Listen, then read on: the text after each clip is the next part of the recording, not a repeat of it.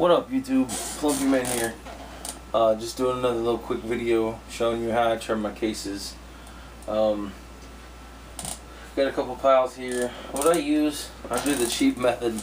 I use the Lee case lock here and number 4 case holder for it.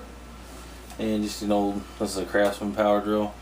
This is how I trim all my cases. I don't use that much brass. I mean, I don't shoot like thousands and thousands of rounds like some people, but it's pretty quick and easy. I use the Lee case length trimmer and the Lee chamfering tool, deburring tool.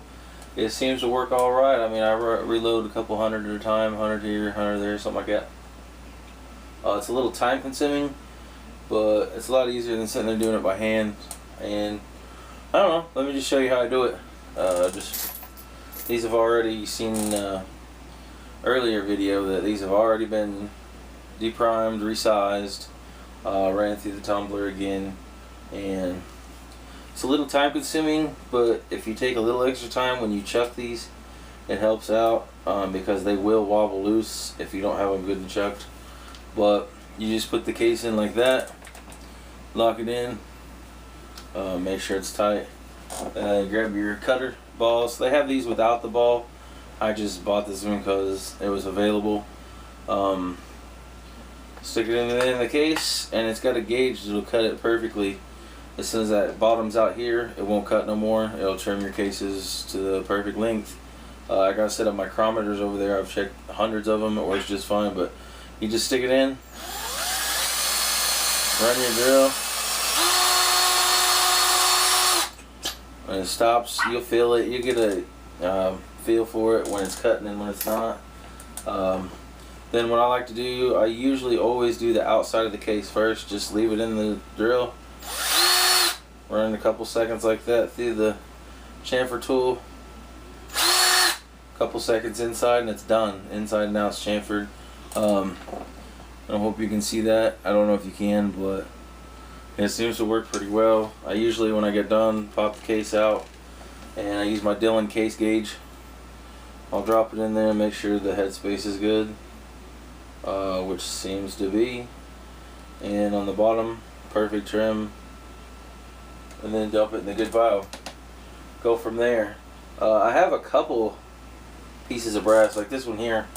For some reason, I don't know why, but it will not resize right. For some reason. I guess it's just a bad piece of brass, and I'll just discard it and get rid of it. But yeah, that's how I do most of my trimming brass and all that.